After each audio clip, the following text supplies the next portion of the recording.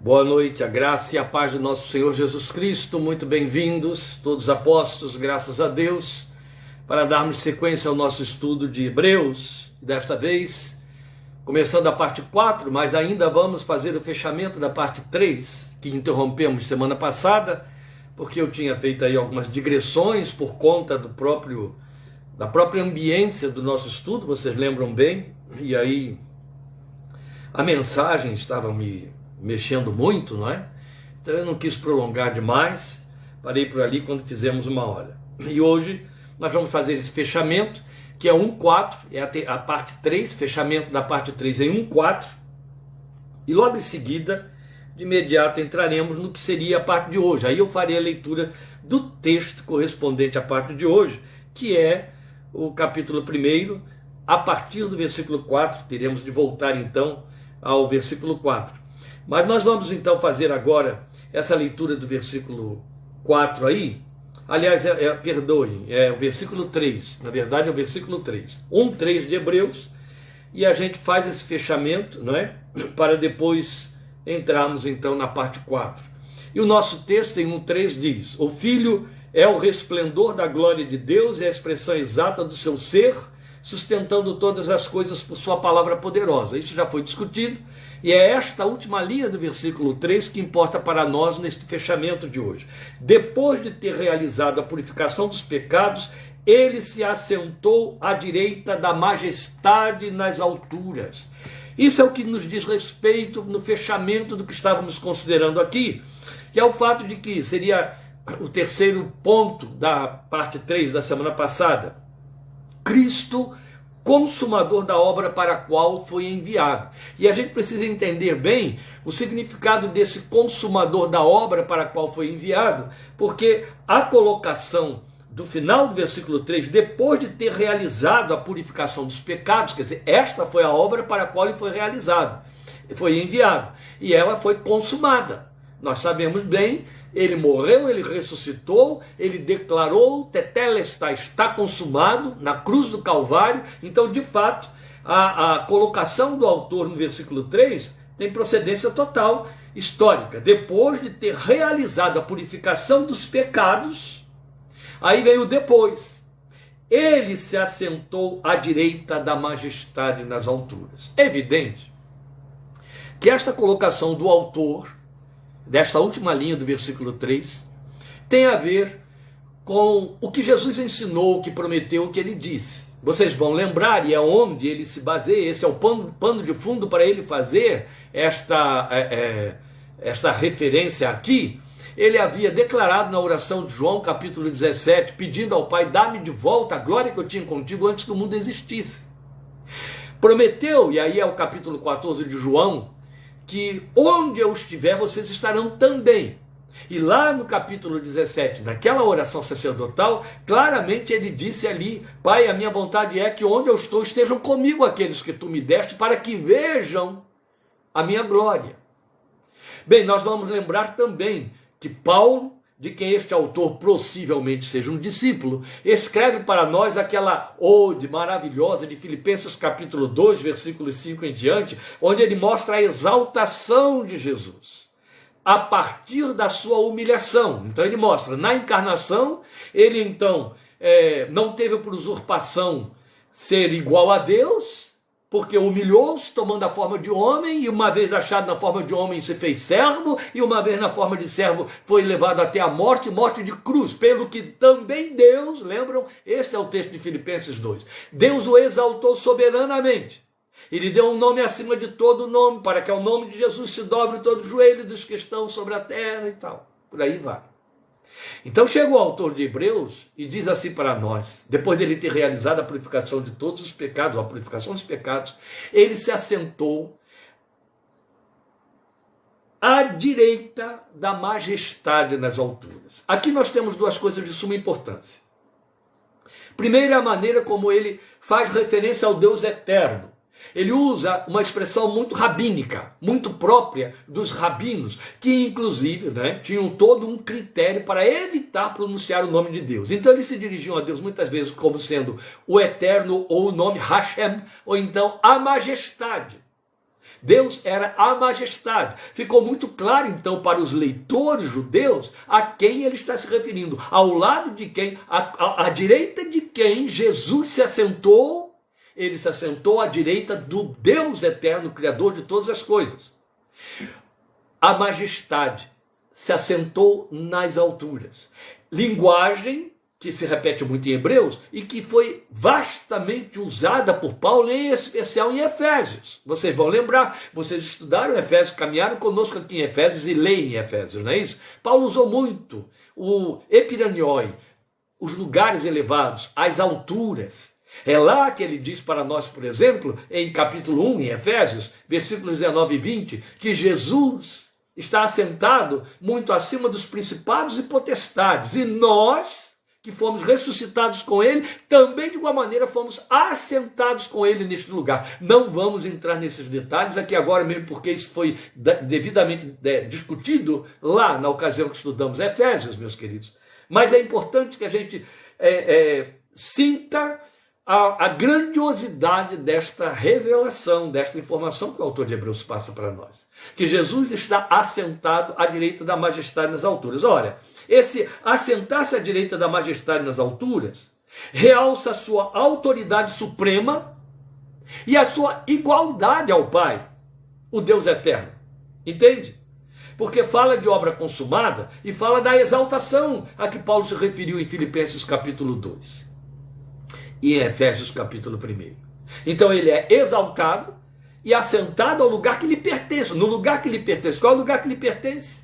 Coparticipante com o Pai da majestade das alturas. Isso fala então não só de exaltação, e a exaltação comparativa à humilhação da encarnação, mas fala da exaltação no sentido de que é colocado no seu lugar de Deus, de divindade eterna, ao lado do Pai. Isso é de uma beleza extraordinária. Então ele abriu espaço ao mesmo tempo para o acesso ao Deus Santo.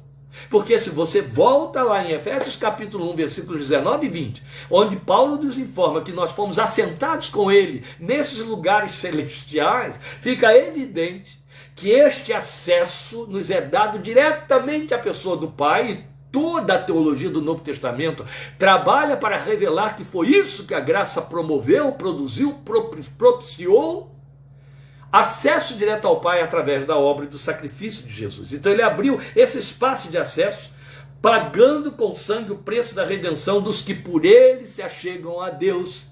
É a linguagem aqui de Hebreus. É uma linguagem muito própria do autor, isso é muito belo. Agora aqui, não só o autor introduz o argumento da superioridade de Cristo sobre todas as dimensões e veículos da espiritualidade para os judeus do Velho Testamento, porque ele a partir de agora vai começar a mostrar essa superioridade, a começar pelos anjos, assunto de hoje, e depois indo para Moisés, Arão e Abraão e por aí vai.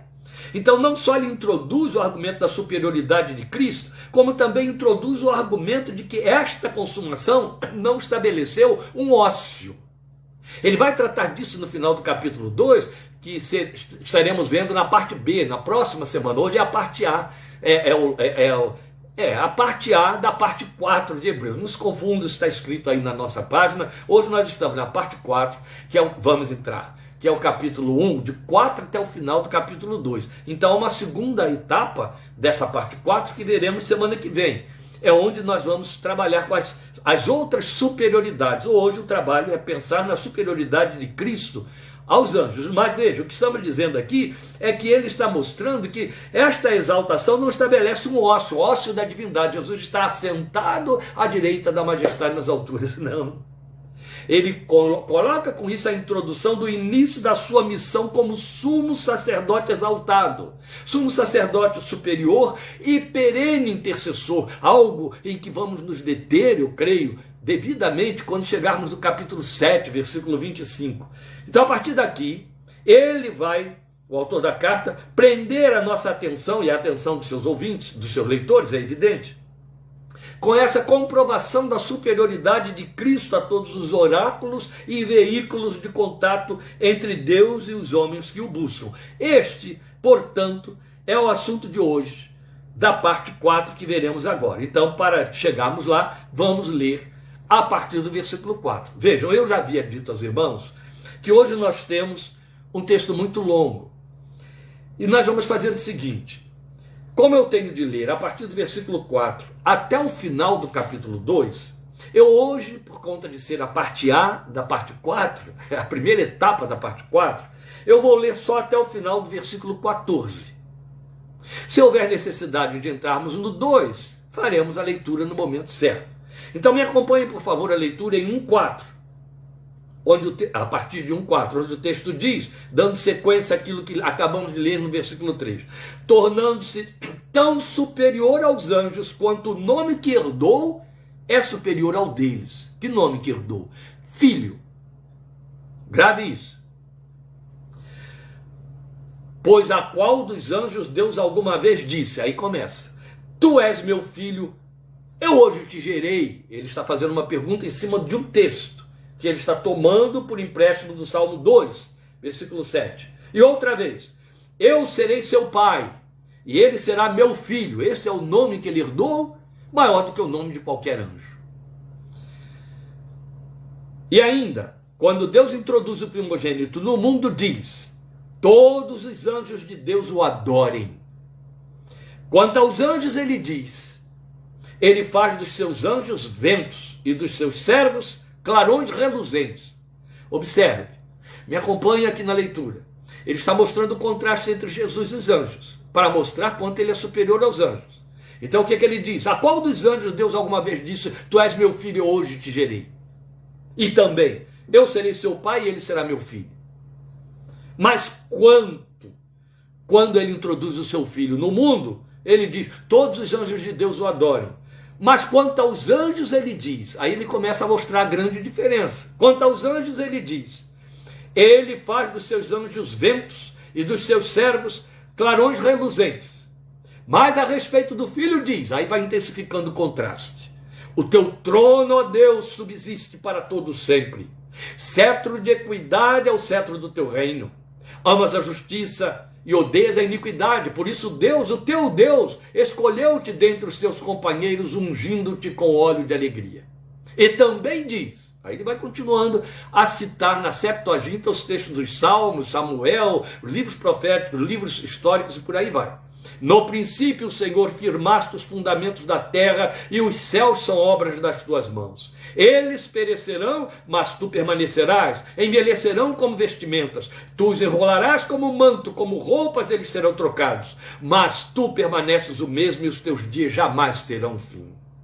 A qual dos anjos Deus alguma vez disse, senta-te à minha direita até que eu faça dos teus inimigos um estrado para os teus pés? Os anjos não são todos eles espíritos ministradores enviados para servir aqueles que hão de herdar a salvação? Percebe? Ele jogou todas estas questões para mostrar a superioridade de Jesus aos anjos na forma de questões, de perguntas. Vai fazer uso de textos clássicos, históricos, com uma exegese toda dele, exclusiva, inédita. E é isso que nós vamos considerar muito mais especialmente a partir de semana que vem. Mas hoje a gente está dando a introdução disso aí. Apenas um segundo. Nós estamos aqui nesse tremendo baforão do calor seco da época, então tem que estar mudando aqui as nossas ventilações, etc., para poder dar sequência. Então, desculpem essas interrupções. Mas observe, o assunto em foco que temos aqui a partir desse versículo 4 é anjos. Ficou claro isso para você, não é? É claro que não encerra aí no capítulo 1, ele vai continuando a trabalhar a partir do versículo 5, especialmente, não foi a anjos que ele sujeitou o mundo que há de vir, a respeito do qual estamos falando, mas alguém em certo lugar testemunhou dizendo, estou lendo 2:5, que é o homem para que com ele te importes e o filho do homem para que com ele te preocupes. Tu o fizeste um pouco menor do que os anjos e o coroaste de glória e de honra, tudo sujeitaste debaixo dos seus pés. Pois bem, ele vai continuar falando de anjos, mas a grande ênfase, a grande exegese de contrastes, né, apologética para defender a superioridade de Cristo sobre os anjos está aqui, neste capítulo 1. Então, a partir desse versículo 4, o autor vai começar a discorrer sobre essa superioridade E ele faz isso nesse longo texto. Como eu disse aos irmãos, estamos dividindo em duas etapas. A etapa A é a de hoje, a etapa B será semana que vem, mas ele vai até o final do capítulo 2. Então, a partir daí, ele prova a superioridade de Cristo a partir do capítulo 2 também a Moisés, ao sacerdócio arônico, que são as três magnas instâncias de atores da fé judaica: anjos, Moisés e o sacerdócio. Claro que tem um quarto personagem, mas esse quarto personagem é emblemático, ele é uma marca, é Abraão, mas ele vai mostrar aqui também a superioridade de Cristo a Abraão. E Jesus fez esta ênfase muito bem na sua disputa com os fariseus, que quiseram até apedrejá-lo. Não tendo tu nem sequer 50 anos, dizes que tu viste Abraão? Não entendiam nada, é claro, né? A mente completamente fechada na temporalidade, na religiosidade e no entenebrecimento operado por Satanás. Então, mais para frente, ele vai pontuar essa superioridade quanto a Abraão. Bem, no presente texto, nesse texto agora, nós vamos então examinar os detalhes dessa comprovação da superioridade de Cristo aos anjos. Vamos a esses detalhes que eu estou chamando da exegese bela e única que o autor da carta faz. Então, cabe evidentemente uma pergunta: por que provar a superioridade de Cristo aos anjos? Ora, o que faremos extenuantemente até o final do estudo da carta. Para quem ele está escrevendo? Ele está escrevendo para judeus convertidos e um grupo de sacerdotes provavelmente convertidos. Então, antes de nós entrarmos nos quesitos próprios dessa comprovação da superioridade de Cristo aos anjos, convém atentarmos à introdução que ele fez ao assunto. Veja, ele começa apontando o fato de que Jesus é coparticipante e também causa mesma da criação do cosmos e de todas as coisas. Causa e coparticipante. Ele não só é a causa, ou seja, Deus criou tudo, Deus Pai, por causa de Jesus, mas também Jesus foi um instrumento dessa criação. Então, ele é fonte, ele é a causa e a fonte. Ele é coparticipante da criação de todas as coisas. Pois bem, se ele é coparticipante de toda a criação, se ele é o próprio Criador juntamente com o Pai eterno, façamos, lembra, o verbo está no plural, lá no início de toda a revelação, e é onde nós, trinitaristas, entendemos que lá estão as três pessoas da Trindade já atuando na criação, não é? São eternas, é evidente. Ora, se ele está lá fazendo a criação a partir dele, ele é eterno. Logo, eterno e incriado. Por isso que ele ganha aqui o título de soberano de toda a criação, ou soberano da criação. O soberano da criação, aquele que determinou a criação. A soberania dele revelada na criação, eterno e incriado. Então aqui já está estabelecida a sua superioridade aos anjos, que ainda que sejam espíritos, ainda que sejam vistos como fogo reluzente, você viu aqui que é um dos clarões reluzentes, que é um dos títulos que eles recebem, um dos designativos, ventos, foram criados. Por mais extraordinários que sejam, são criados, seres criados como nós. E mais, Cristo está exaltado e assentado à destra da majestade em termos de igualdade, o que jamais foi facultado a anjos. Então você percebe que antes mesmo de começar a fazer essas comparações, ele já estabelece Jesus numa posição de uma autoridade imbatível. Logo, quando ele vai mostrar a autoridade de Jesus, a superioridade de Jesus sobre os anjos, ele está fazendo uma exegese comprobatória. Na verdade, é uma redundância. É apenas um desdobramento daquilo que ele já estabeleceu. E o que ele estabeleceu é a superioridade de Cristo a todas as ordens, oráculos e agentes que eu chamei de atores da teologia dos judeus, da sua confissão. Mas continua a questão: por que razão ele tem de começar por anjos? Por que razão ele tem de mostrar a esse grupo de leitores que Jesus é superior aos anjos. Por que começa por anjos? Não seria mais lógico pensar nele começar por Moisés, o legislador de Israel, o libertador de Israel? Não seria mais lógico pensar em ele começar por Abraão, o grande nome, por Davi, o rei por excelência? Ele começa por anjos. Qual seria a razão? Pois bem, ele vai pontuar as evidências da superioridade, mas nós insistimos. Por que ele faz isso? Porque os anjos ocupavam um lugar muito central na teologia dos judeus e em toda a sua história como povo de Deus. Eram importantes demais. Eram centralizados demais na história e na teologia.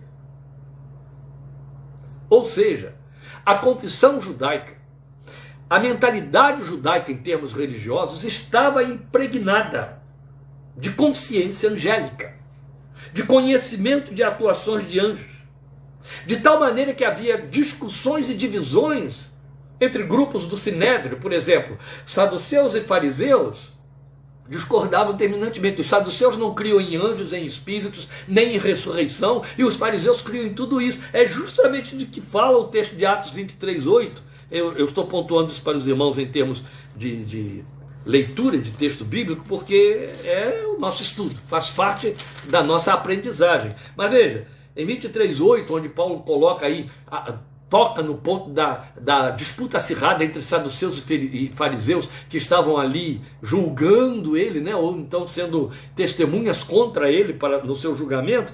O texto diz para nós no versículo 8, os saduceus dizem que não há ressurreição, nem anjos, nem espíritos, mas os fariseus admitem todas essas coisas. Os fariseus admitem todas essas coisas, eles eram maioria absoluta. E aí o que acontece? Admitem todas essas coisas, anjos e espíritos, isso estava na teologia, na confissão deles. Fazia parte do discurso. E outro tanto, nós temos as diversas teofanias, ou seja, manifestações divinas, manifestações da divindade ou manifestações espirituais, visibilidades dadas no curso do trato de Deus com o seu povo, teofanias nas quais Deus se serviu muito de anjos, que ao entrarem em contato com o ser humano, tomavam forma humana, para que a comunicação pudesse acontecer. Todo o tempo, você vai perceber, especialmente lá no Velho Testamento, que eles tomavam forma humana, de tal maneira que aqueles a quem se dirigiam se confundiam e ficavam, só se davam conta de que estavam diante de anjos ou de presença divina a partir da manifestação de algum efeito, como aconteceu, por exemplo, com o pai de Sansão, Manoá. O pai de Sansão estava tendo ali um discurso com um anjo mensageiro, e ele só se deu conta de que era um anjo de Deus quando o anjo consome a oferta que ele coloca com fogo, que ele joga, faz cair sobre a pedra. Aconteceu de uma igual maneira com Gideão, aconteceu com Jacó no Val de Jaboque, lutou com ele um homem, o texto diz. E aí esse homem revela que ele lutou com Deus. E Oséias vai dar esse reforço para nós no capítulo 12, com mais detalhes.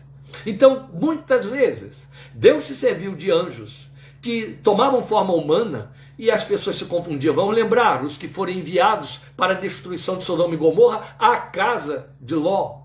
Lembrem disso. Pois bem, estas manifestações ou teofanias angélicas, elas impregnavam a história dos judeus. Isso estava na mente deles o tempo todo. Deus se serviu deles o tempo todo. E ainda tem o detalhe de que o anjo, às vezes, era apontado como o Melech Adonai, ou seja, mensageiro do Senhor, que a teologia cristã, não do seu geral, sempre entendeu como as aparições do Cristo pré-encarnado. É evidente que são registros que devem ser vistos com devidos critérios, não é? Você não pode generalizar. Toda vez que aparece o anjo do Senhor, ou aqui é Jesus pré-encarnado. Mas grande parte das vezes em que essa titulação é dada é uma referência ao Cristo de Deus. Isso é o que acontece lá com Jacó no Val de Jaboque. Lembrem, ele pergunta para o anjo, qual é o teu nome? Por que perguntas pelo meu nome, visto que é maravilhoso?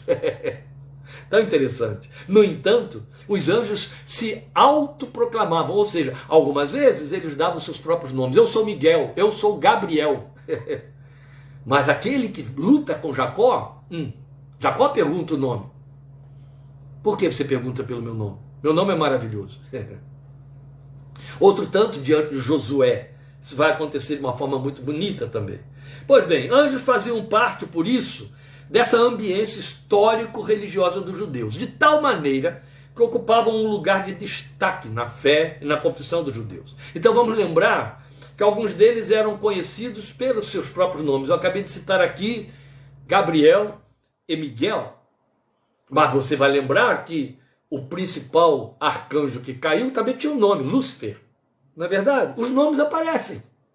E depois, na forma de demônios, também nós vamos encontrar um outro nome. Baalzebu, ou Beuzebu. Baalzebub, senhor das moscas. É um nome, um outro nome dado ao inimigo. E isso fala de personalidade, porque os nomes eram características personais.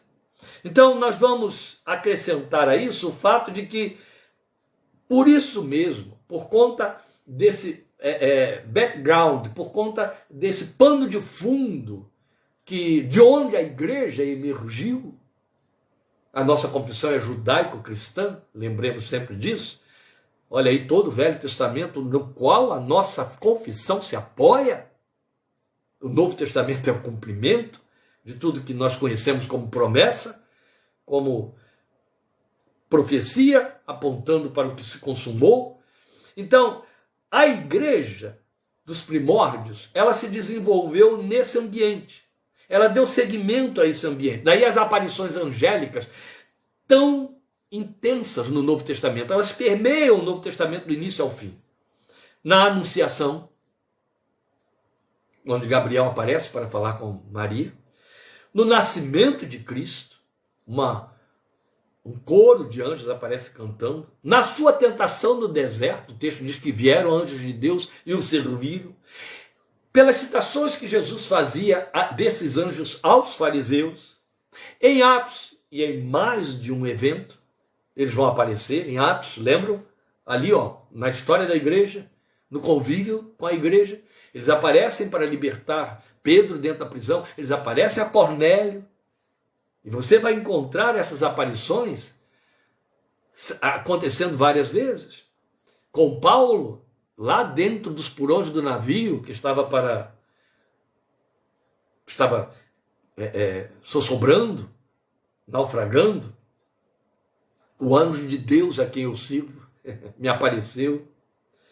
Então eles são vistos até no Apocalipse. Então vai do início ao fim. E lá em Apocalipse são vistos em miríades de miríades, o que dá bilhões. Bilhões, você ouviu o que eu falei?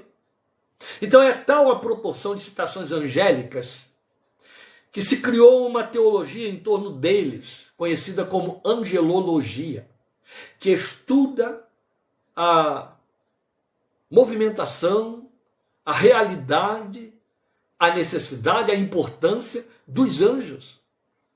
E o que lhes foi facultado no trato com os homens e na comunicação das mensagens de Deus. Havendo Deus outrora falado aos pais de muitas maneiras, pelos profetas. Pois bem, nós não vamos nos ocupar disso aí, de angelologia, não é isso, nem temos esse propósito aqui em Hebreus. Mas este capítulo 1, ele nos força a nos deter com algumas tessituras a respeito dos anjos. Primeiro porque o capítulo em si é rico, ele nos força a isso, ele fala de forma direta a respeito de anjos. E segundo que o propósito aqui é estabelecer essa superioridade. Deve haver, e eu creio absolutamente nisso, uma razão que se impôs ao autor de Hebreus para começar a mostrar a superioridade de Cristo a anjos. Porque era de tal ordem a impregnação da mente deles por presenças angélicas, que rapidamente, sem alimentação de fontes sustentadoras da fé, eles poderiam começar a equiparar Jesus a anjos, a mostrar que Jesus era um anjo maior, um anjo superior, é o que fazem os mormons. Eles mostram Jesus como sendo um anjo superior ao outro anjo, um arcanjo superior ao outro arcanjo chamado Lúcifer. mas o põe em pé de igualdade com Lúcifer, na sua, dentro da hierarquia angelológica. Oh, caramba, mas é assim que acontece? E por que nós não vamos pensar que isso podia estar acontecendo, já impregnando e impressionando aquela gente que estava isolada, como vocês verão, eles estavam isolados do todo. Então o autor de Hebreus resolveu dar um basta a isso, já começando pelos anjos. Primeiro ele já vai mostrar, olha aqui, não vamos confundir as coisas, viu? Jesus não é um anjo, é o Filho, é Deus, superior aos anjos, superior a Moisés, superior a Arão, superior a Abraão, e vai por aí afora. Tem um sacerdócio superior ao sacerdócio de Arão, mas começa com anjos. E é aqui então que ele começa a fazer as equiparações, é onde chamamos de exegese, que ele vai comprovar textualmente o seu argumento, mostrando algo que é totalmente incomum em termos de aplicação de textos bíblicos e estudos da teologia do Novo Testamento. Então veja bem, isso nos força então a nos deter com algumas tessituras a esse respeito, né? De tal maneira, a igreja primitiva estava impregnada da consciência da presença de anjos, volto a lembrar, haja vista o livro de Atos, que nessa esteira do judaísmo, ela incorreu no risco de centralizá-los na sua liturgia. Percebe, então, como isso se impôs sobre o autor de Hebreus para dar um basta a essa situação, porque já estava acontecendo na igreja gentílica. A igreja que emergiu do mundo pagão, ela estava tão impressionada com essa questão de anjos, e a história de anjos, e a manifestação de anjos, e o aparecimento de anjos, e o intercurso de anjos com a própria igreja, que ela começou a centralizá-los na sua confissão. E Paulo teve que então, escrevendo aos Colossenses, exortar a igreja e dar um basta nisso. Vamos lá ao texto de Colossenses 2,18, para que a gente possa se dar conta disso com mais propriedade. Veja, não permitam, 2,18, Paulo está doutrinando a igreja. O que ele diz? Não permitam que ninguém que tenha prazer numa falsa humildade na adoração de anjos os impeça de alcançar o prêmio. Tal pessoa conta detalhadamente suas visões e sua mente carnal a torna orgulhosa. Aí ele faz uma denúncia que é assustadora. Trata-se de alguém que não está unido à cabeça, a partir da qual todo o corpo sustentado e unido por seus ligamentos e juntas efetua o crescimento dado por Deus. Que paulada tremenda Paulo dá aqui. Não permitam que essas pessoas tomadas por visões de anjos desviem vocês da sua confissão. Você já ouviu falar nesse tipo de coisa acontecendo nos dias de hoje? Igrejas que se reúnem fazendo invocações angélicas, esperando manifestações de anjos para começar o culto. Ou então, gente, certa vez eu fui pregar numa igreja lá no Maranhão, e aí o pastor da igreja onde eu fui pregar quis atender um pedido de uma igreja irmã, uma igreja de outro grupo, de outra denominação, mas gente bem chegada a ele, para que o pregador que estava lá nesses dias fazendo trabalho com a sua igreja fosse pregar na igreja dele no domingo. Então eles ajustaram os cultos de maneira que na igreja para a qual eu fui convidado, essa igreja na capital, São Luís, começasse mais cedo, e o culto, a mensagem que eu tinha de pregar ficasse bem no início do culto, encerrasse e eu pudesse disparar com ele, como literalmente aconteceu, para entrar naquela igreja pentecostal e na hora de pregar lá. E foi assim que aconteceu. Disparamos depois que eu acabei de pregar e chegamos na igreja. Evidente, o culto já estava em pleno desenvolvimento e eu estava chegando bem na hora de pregar, mas cheguei um pouquinho antes, em tempo de encontrar lá uma cantora evangélica, que estava conduzindo o louvor, ou seja, ela foi convidada para como cantora naquele culto de domingo, e daqui a pouco vinha o pregador que foi convidado para pregar. E aí é evidente, não sei se estavam tentando também lá preencher os espaços, a mulher estava com muito tempo para cantar e falar e cantar. Meu Deus, eu sentei lá no púlpito junto àqueles pastores, aquelas igrejas que botam uma porção de pastor sentado, todo mundo que tem liderança fica sentado junto, olhando o povo, e o povo vendo aquela plateia de líderes lá sentados na frente deles. Foi isso. Aí eu sentei lá no meio deles e esperando a cantora terminar lá com sua... Pois bem, como eu disse, nós chegamos, ela já estava há algum tempo se pronunciando. E ainda gastou uns 15 minutos se pronunciando. Falava e cantava, cantava e falava. Num dado momento eu ouvi dizer: meus irmãos, esta canção aqui um anjo me deu na minha cozinha. Eu estava lá fazendo a comida, o anjo apareceu na cozinha e disse: pega um papel, lápis e anota a letra desta canção que eu vou te dar. E tal, e vai. E por aí ela foi citando outras coisas. Daqui a pouco ela começou a dizer: este lugar está impregnado de anjos, meus irmãos. Eu estou vendo anjos ali pendurados no lustre ali em cima. Tem anjo ali em cima do ombro, pousado no ombro daquele senhor que está ali no outro lado. Há anjos saltando por aqui, anjos. E o povo começou a fazer aquele alvoroço, um histerismo assim, né, de paroxismo ensurdecedor. E aí acabou o culto, né? Eu preguei depois disso. Tragédia das tragédias. Porque eu não podia imaginar que Deus tinha zelo com aquela igreja onde eu fui pregar. Porque antes de ir para lá, Ele me deu a mensagem que eu teria de pregar. E eu fui para pregar a mensagem que eu tinha de pregar. Quando eu sentei, sabendo que eu tinha de pregar, ouvindo tudo aquilo, eu falei: e eu com isso agora? Como é que eu fico aqui nesse negócio? Porque a minha mensagem, baseada em Êxodo 33, tinha como tema, e eu falei: eu mudo o tema? O que eu faço? Eu não posso mudar o texto, eu mudo o tema para não ficar tão chocante aqui a coisa. E eu entendi: não, peraí, eu não tenho nada a ver com o que está acontecendo aqui. Eu vim aqui como profeta, Deus me mandou pregar, o tema é esse, então eu vou anunciar. Peguei o microfone, abri o texto de Êxodo 33 e disse: irmãos, a palavra que Deus me mandou pregar para vocês hoje tem como tema: anjo não serve. Eu estou dando um tempinho para você parar de rir, para eu poder continuar aqui, para poder a gente continuar falando, né? De cara dura eu falei lá do púlpito. O tema é: anjo não serve. Quando Deus disse para Moisés: enviarei o meu anjo diante de ti, mas eu não irei com vocês. E Moisés diz: não, Senhor, se o Senhor não for, eu não irei. Ou seja, não adianta mandar anjo, que anjo não serve. Ou é o Senhor ou eu não quero ninguém.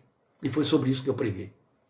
Interessante que depois de tanto alvoroço de anjo aqui, anjo ali, etc., quando eu vou saindo, a mulher vem me cumprimentar e diz assim: pastor, que palavra abençoada, Deus falou ao meu coração. É difícil da gente entender o que passa com a cabeça do povo. Mas eu lembro que naquele tempo, a filha mais velha desse pastor era uma menina, era uma criança. Hoje ela já deu neta a ele. Olha quantos anos tem isso, né? E ela disse assim: pai, para ele, tinha aqueles anjos todos mesmo lá dentro que aquela mulher estava vendo? E ele, bem eticamente, disse: minha filha, se tinha, eu não sei, papai não viu, né? Mas ela disse que viu. Foi o que ele pôde dizer, não podia ir além, de jeito nenhum. Mas interessante, né? Porque ela recebeu a palavra que dizia: anjo não serve. Mas a igreja primitiva já estava resvalando o pé por aí. Então, a impressão que eu tenho é que ainda hoje nós temos alguns contemporâneos daqueles irmãos precisando da mesma advertência de Paulo em Colossenses 2,18. Não permitam que ninguém... com visões de anjos, queiram desviá-los da firmeza de sua confissão. O fato é, meus queridos, que tanto neste capítulo 1 quanto no final da carta, o autor enfatiza a participação dos anjos na vida de fé do povo de Deus. Como em Hebreus 12:22, chegaremos lá no devido tempo. E é um texto belo e atraente. Ora, nós sabemos disso. Nós temos uma confissão e um evangelho que começa com anjos e termina com anjos também. Daí a importância para este povo que leu esta carta e para nós que hoje ainda esbarramos com essas euforias totalmente deslocadas de procedência divina e da verdade, entendermos que Jesus é o nosso fascínio. É a quem nós adoramos, a quem invocamos, a quem buscamos, diante de quem nos curvamos. E que pelo seu Espírito, que por ser Deus e habitar dentro de nós, é superior a qualquer anjo, ele se comunica conosco. E atente para isso, meu querido irmão, minha querida irmã. A Bíblia não diz em nenhum momento que Deus enviou o Espírito de algum anjo, ou um anjo qualquer para habitar dentro de você. Um poderoso anjo habita dentro de você. Diz que quem habita dentro de você é o Espírito Santo de Deus. Habita no seu corpo, no seu coração. Outro tanto, nós temos promessas maravilhosas. No Salmo 34, Pedro a repete, de que o anjo do Senhor acampa-se ao redor dos que o temem e os livra. Mas aqui o anjo do Senhor, vem aí de novo aquele Melech Adonai, não é outro, a não ser Cristo Jesus o Senhor. Daí João dizer que aquele que é nascido de Deus, Jesus, guarda o crente, de maneira que o maligno não pode nos tocar. Maior é o que está em nós do que o que está no mundo. E esse maior não é um Miguel, não é um Gabriel, não é um arcanjo superpoderoso. É Cristo Jesus, o Senhor, o Filho do Deus vivo, nosso Salvador. Bendito seja seu santo nome. Então, seu ponto em realce é mostrar que, por mais extraordinários sejam eles em sua missão, Cristo lhes é superior, a quem devem obedecer, servir e adorar. Observe o versículo 6. E ainda quando Deus introduz o primogênito no mundo, diz, todos os anjos de Deus o adorem. Logo em seguida ele vai dizer que eles são servos. E então, nessa superioridade de Cristo, os anjos lhe devem obediência, serviço e adoração. Então isso é muito importante para nós. Entendemos então pela doutrinação de Paulo que os anjos se dividem em hierarquia. Eu disse, não vamos aqui trabalhar com angelologia, não é esse o nosso propósito. Nós precisamos só pontuar as razões por que este assunto precisa ser debatido. De fato, os salmistas se referem a eles como formando um exército de Deus. Eles têm hierarquia. E se são um exército, tem hierarquia, como em todo exército. O seu número é incalculável, é da ordem de bilhões. Eles são comparados às estrelas. Apocalipse, outro tanto, diz que eles são da ordem de bilhões. Se são comparados às estrelas, se o número deles corresponde ao número de estrelas, só a nossa galáxia tem para mais de 400 bilhões delas. Vamos parar por aí. Mas eu só quero jogar isso aí para você. Sabe por quê? Eu me divirto quando eu ouço alguém dizer que tem um anjo da guarda. É pobre demais. É muito pobre. Por que Deus vai se servir de um anjo para me guardar, quando ele tem bilhões de anjos, num número incalculável, até no número superior a de bilhões, porque esse número não existia dentro da linguagem do grego ou do hebraico, de maneira que eles tinham que se servir de ultra superlativos, miríades de miríades, para falar de bilhões. Mas esses miríades podem representar bilhões de bilhões. Aí Deus vai se servir de um anjo. Primeiro, que se Jesus está dentro de mim, eu não preciso de anjo nenhum. E segundo, que se Deus tem de enviar anjos para me abençoar, e o texto diz aqui no versículo 14 que sim, ele põe no plural. E Deus não é miserável nem é pobre. E além disso, eu acho que eu dou tanto trabalho que realmente um anjo só não dá conta, não. Então o número deles é da ordem de bilhões. Mas o seu ministério hoje é a favor dos filhos de Deus. É muito importante que você fixe isso. Venha ao versículo 14, por favor, do capítulo 1. Os anjos não são todos eles espíritos ministradores enviados para servir aqueles que hão de herdar a salvação? Ele fecha o assunto dizendo eles são enviados para servir os que herdam a salvação. Então a função, a missão dos anjos hoje são espíritos de liturgia, espíritos de serviço, ministradores, serviços litúrgicos, enviados para servir os crentes, ou a serviço dos crentes. Precisamos entender isso dentro da revelação da Bíblia. Então a colocação enviados para servir, ela tem reforço no Salmo 91, é onde você vai ouvir falar disso, que até mexe com o coração dos crentes, enternece. É onde você ouve a Bíblia dizer que eles recebem ordem de Deus a nosso favor. Então isso implica no fato de que atendem a orientações específicas e pontuais da parte do Senhor do crente, a favor desse crente. Então a gente sabe que isso abre espaço para especulações, haja vista lá a tal mulher que eu citei, a cantora em São Luís, mas nós não temos base bíblica para elas. O que sabemos é que eles cumprem ordens específicas de Deus a nosso favor. É isso que eles fazem. Então, não está facultado a nenhum de nós, a nenhum poderoso pastor, apóstolo, bispo, que nome seja, fazer troca de anjos mais fracos por anjos mais fortes na vida dos crentes. Gente, parece que isso aí é uma necessidade muito grande de voltar ao paganismo, né, de onde essa gente saiu. Aí fica inventando essas coisas assim da forma mais desavergonhada possível, insultando a revelação da palavra de Deus. Não cabe especulações. Não cabe nós ficarmos pensando o que os anjos fazem e como devem fazer a nosso favor. Oh, Deus, me envia aqui um anjo que me socorra. Não nos cabe, não temos essa liberdade, não temos essa necessidade. Por isso que eu invoco a presença do Senhor, o seu Espírito. O resto é por conta dele, isso aí pertence à soberania de Deus. É única e exclusivamente da competência do meu Deus se servir de anjos a meu favor, como bem lhe aprouver. Eu gosto de sugerir às pessoas que leiam Anjos, escrito por Billy Graham, uma obra muito bonita, um livro fininho, onde ele inclusive pontua situações assim muito próprias e pertinentes a manifestações angélicas na vida de crentes. Ele tem alguns registros, fazem parte, tem experiências dessa ordem como na minha vida. Eu lembro de ter lido sobre a história de Peter Marshall, pastor presbiteriano escocês, que depois virou capelão do Senado dos Estados Unidos nos anos 1940, final dos anos 1940, e ele ainda seminarista, ele teve experiências dessas ordens. É claro que tem muita gente que quer ter visões de anjos e coisa parecida, mas isso não acrescenta absolutamente nada. O que faz é você ser grato quando Deus te dá uma resposta com algum tipo de intervenção em que você entende que houve uma manifestação angélica ali, um operar de Deus através de anjos, para te trazer uma solução, uma resposta, alguma coisa. Às vezes, nas minhas orações, eu faço de uma forma meio abusiva colocações dessa ordem. Meu Deus, eu precisava de um anjo mecânico aqui agora.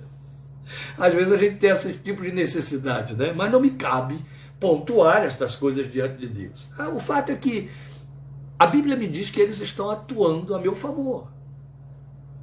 Eu não vejo, não percebo, assim também como a mesma Bíblia me diz que as misericórdias de Deus são a causa de eu não ser consumido. Há um sem número de coisas que ocorrem no meu entorno e nas esferas espirituais que poderiam me destruir, mas as misericórdias de Deus atuam para me defender e não tenho dúvida alguma de que Ele vai usar anjos nesse sentido. Isso é ponto pacífico para a nossa fé. É preciso ter um coração muito seco, muito fechado, ser muito incrédulo, e aí porque o título e nome de crente, para não admitir isso. Revelações e comprovações históricas na Bíblia que mostram essas intervenções, essas atuações de Deus, de anjos. É evidente que isso sempre ocorre, mas a gente trabalha com o Espírito de Deus vivo.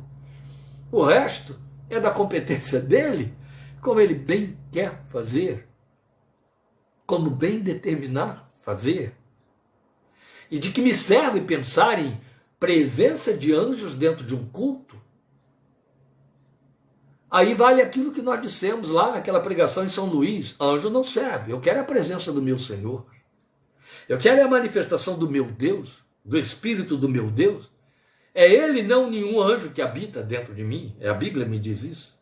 Bem, algumas categorias hierárquicas são conhecidas, está na Bíblia, como anjos, arcanjos, serafins, querubins. A Bíblia não define muito bem a diferença entre serafins e querubins, não fica bem definido. Anjos é uma linguagem mais generalizada para falar desses seres serviçais. Arcanjos vai falar de principado, aqueles que ocupam lugares de liderança ou que têm hostes de anjos a seu serviço. Mas isso tudo é da competência de Deus. São especulações, se a gente tenta fazer, que não nos acrescentam nada. O que importa? 1,14 de Hebreus. Saber que eles são espíritos ministradores enviados para me servir a minha necessidade espiritual, me proteger, me dar livramentos. E olha, vamos lembrar aqui de um ponto muito importante. Eu gosto sempre de trazer isso à memória dos crentes. Eu estou avançando demais aí no tempo, mas esse é o nosso propósito aqui. A gente vai com mais vagar. Se tiver de fazer aí etapa C, na parte 4 a gente faz, não tem problema.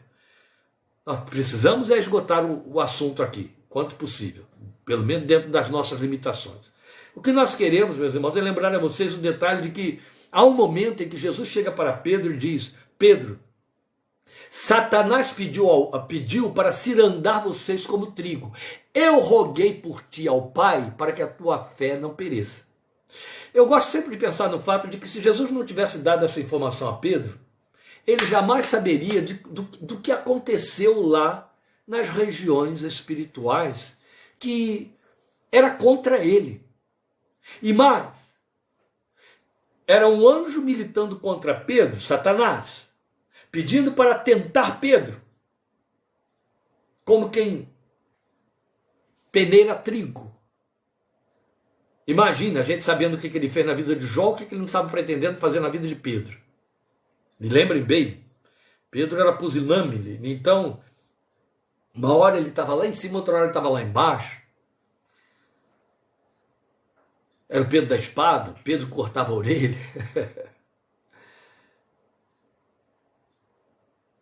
Se Jesus não informasse isso a Pedro, ele não saberia de nada. Mas quem foi que interferiu? Foi um outro anjo a favor de Pedro? Não, foi o próprio Senhor, ali, já se revelando o sumo sacerdote da nossa fé, intercessor. O sacerdote faz isso. E lá estava Jesus fazendo isso. Meu Deus, eu lá quero saber de confiar a minha família aos cuidados de algum anjo. Eu a confio aos cuidados do meu Senhor. Se Ele quer se servir de anjos para fazer isso, cuidar, proteger e guardar, bendito seja seu nome. Que Ele o faça. Ele os tem na ordem de bilhões em suas mãos. Tudo indica que essa ordem também está presente na descrição de Paulo em Efésios 3,10. Vamos dar uma olhadinha em Efésios 3,10. É um único texto, mas eu disse que tudo indica. Ele vai dizer, eu estou em Gálatas, e por que eu quero ler Gálatas? Não tem nada a ver. E o que ele vai dizer aqui é: a intenção dessa graça era que agora, mediante a igreja, a multiforme sabedoria de Deus se tornasse conhecida dos poderes e autoridades nas regiões celestiais. Quando ele fala em poderes e autoridades nas regiões celestiais, com muita probabilidade ele está se referindo a hierarquias angélicas. Da mesma maneira que ele descreve uma espécie de hierarquia angélica decaída, quando ele fala em Efésios capítulo 6, de potestades, dominações. Billy Graham trabalha com isso aí no livro que eu estou recomendando a vocês, Anjos. Esse é o título do livro. Bem, daí se tratando de uma igreja formada por judeus convertidos, a relevância de pontuar a superioridade de Cristo aos anjos fica clara. Porque é fato que na condição de criaturas e servos de Deus, os anjos apenas obedecem ao Senhor, a nosso favor. Logo, não há lugar algum na revelação do Evangelho para súplica ou adoração a anjos, de tal forma que nós temos um reforço disso em Apocalipse 19, no finalzinho da revelação, versículos 9 e 10. É bonito esse texto porque ele põe um ponto final nessa discussão aqui, quando alguns querem especular sobre anjo, o que fazer com anjos e etc. O texto diz assim, é 19, 9 e 10 de Apocalipse. E o anjo me disse, escreva: felizes os convidados para o banquete de casamento do Cordeiro. E acrescentou, estas são as palavras verdadeiras de Deus. Então, é João quem está falando, caí aos seus pés para adorá-lo. Mas ele me disse, não faça isso. Sou servo como você e como seus irmãos que se mantêm fiéis ao testemunho de Jesus. Adore a Deus. Acabou toda a discussão. Você imagine, João recebeu aquela gama de revelações que produziu o livro de Apocalipse, daquela envergadura, que tem muita gente ainda queimando a caixa de mufa para tentar entender alguma coisa. E era um anjo que estava passando essa revelação toda para João. Ele teve visões de Jesus, ele ouviu a voz de Jesus, mas havia um anjo descrevendo fatos, visões, dando detalhes. Ele teve visões de muitos milhares de anjos, miríades de anjos. Mas havia um ali, bem junto, trazendo muito especificamente as revelações do capítulo 19. Quando então ele termina e diz, escreve estas coisas que são testemunho verdadeiro de Jesus, João entendeu que o mensageiro encerrou a sua missão. E aí, impactado por tudo aquilo que ele tinha experimentado, ele cai de joelhos diante desse anjo para adorá-lo, e ele diz: não faça isso, eu sou igual a você, eu sou servo como você e seus irmãos, adore só a Deus. Ponto final. Está explicado. Então era fundamental para aqueles irmãos, tanto quanto para nós, saber que por mais significativos, emblemáticos sejam os anjos da economia divina, Cristo é o único que é filho, é o único que é Deus homem, exaltado acima dos céus, assentado à direita de Deus Pai, em nível de igualdade e também superior aos anjos por ser seu Criador e Senhor. Então a diferença abissal entre nós, e aqui eu estou encerrando nossa minuta de hoje, a diferença abissal entre nós, homens remidos, que compomos o povo de Deus hoje na terra, e os anjos, é que fazer e viver a história da igreja, adorar como perdoados, redimidos, falar da graça bendita de Deus, proclamar o evangelho, é tarefa somente nossa. Ela não é possível a eles, porque Jesus morreu para nos resgatar a imagem e semelhança de Deus, a qual nós, e não eles, fomos criados. Vale lembrar, como reforço disso tudo, um registro histórico magnífico na história da igreja, belo na história da igreja. É impressionante. Eu estou me referindo à conversão de Cornélio, aquele centurião romano. Cornélio era um homem, com certeza, já convertido ao judaísmo. Ele já devia conhecer a lei de Deus. O texto diz para nós que ele era temente a Deus. Então é muito provável que ele fosse um dos prosélitos gentios. E como então um prosélito gentio, adorador do Deus dos judeus, ele estava lá em Cesareia, fazendo a sua missão, o seu trabalho. Cornélio estava diante de Deus, orando, cumprindo aqueles horários de oração estabelecidos pelos fariseus lá no templo, mas ele estava em Cesareia. É provável que, como um convertido judeu, um prosélito, ele se voltasse para Jerusalém para adorar, para orar. Quando orava, estendia as mãos em direção aonde o templo estava. E numa tarde, 3 horas da tarde, ele tem um arrebatamento. Ele está orando e um anjo, com todas as insígnias de anjo, para não deixar dúvida alguma, aparece diante dele. Ele estremece. E ele diz: fica em paz, eu vim aqui para te dar um aviso. Deus mandou te dizer que suas orações, olha aí o que o anjo faz, tá certo? A favor dos que herdam a salvação. Deus mandou te dizer que suas orações e as suas esmolas estão em memória diante dele. Ele não tem esquecido nada do que você tem pedido. Mas ele me manda te dizer que vá mandar buscar em Jope um servo dele chamado Pedro, para que venha aqui e te fale as coisas concernentes à vida. V maiúsculo. Manda chamar a Pedro para que ele te fale as coisas concernentes à vida. Não restou outra situação para Cornélio, a não ser mandar então mensageiros dele lá em Jope, onde Pedro estava, para que Pedro fosse até Cornélio falar das coisas da vida. Aqui nós temos 2 coisas importantes. O anjo poderia ter levado este tipo de recado para Cornélio. Cornélio, Deus mandou te dizer que as suas orações e esmolas estão em memória diante dele. Vá até Jope, onde está meu servo chamado Pedro. Procure por ele, que ele te dirá as coisas concernentes a esta vida. Mas não disse isso. Disse: manda chamar Pedro para que ele venha, porque esta é a função da igreja. É a igreja que vai, indo pregar o evangelho. Bem, essa é a primeira coisa que eu chamo a sua atenção. A segunda ficou óbvia. O mesmo anjo que poderia ter dito para Cornélio: vá até Jope falar com Pedro, mas deu esse recado atravessado: manda chamar a Pedro que venha falar com você. Ele não poderia ter falado para Cornélio a respeito das coisas desta vida? Santo Deus, eu conheço um exército de crentes, mas bota exército de crentes nisso, que preferiria muito mais ouvir e ficar batendo palmas, revirando no chão de gozo espiritual por ouvir um anjo dizer: Deus disse que suas orações estão em memória diante dele, ao ouvir mais qualquer outra coisa. No entanto, Cornélio acho que nem sequer prestou atenção nessa história ou nessa mensagem maravilhosa, porque ele tinha uma missão a cumprir, mandar chamar a Pedro para ouvir a respeito da vida, desta vida. Eu conheço hostes de crentes que prefeririam ficar com a primeira mensagem. Por que o anjo não pregou sobre a vida para Cornélio?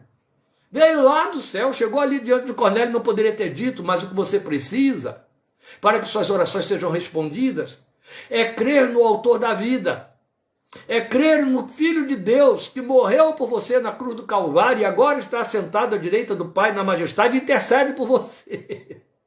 Não, manda chamar a Pedro para que ele te fale estas coisas, porque isso é da competência da igreja, dos homens que foram redimidos.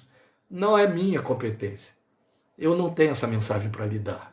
Eu estou traduzindo para você o óbvio que nós temos em Atos capítulo 10. Amém?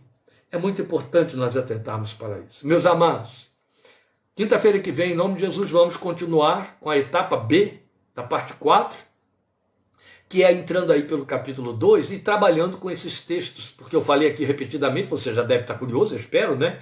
Onde está essa hermenêutica aí, essa exegese do autor de Hebreus, trabalhando com os textos do Velho Testamento? É o que faremos quinta-feira que vem, querendo Deus, em nome de Jesus. Muito bem, quero aproveitar para os que estão aqui nos ouvindo, para lembrar que domingo, agora no próximo domingo, nossa live, que eu peço que você divulgue, que você chame outros para ouvirem, que você não deixe de ouvir, por conta da importância do tema. A fé vê mais. Esse é o tema. A fé vê mais. Eu garanto a você que você precisa desse texto e dessa palavra que Deus me deu para domingo. Mas nossa mensagem vai ser ministrada às 18 horas por causa dos horários das eleições. Então, eu espero que você possa assistir. Se não puder assistir, não perca de imediato quando for no dia seguinte, mais tarde, você ir aí na nossa página, porque fica gravada por 30 dias, ou aguarde lá no YouTube, quando o pastor Fábio publicar, mas não perca a mensagem domingo, 18 horas, a fé vê mais. Domingo que vem, 18 horas. Eu vou dar essa chamadinha aí sábado, para lembrar que é 18 horas, mas não deixe de estar lá para observar. Amém? Obrigado por sua companhia, seu interesse, sua participação. Estejamos juntos, estamos bem recuperados, mas ainda não prontos.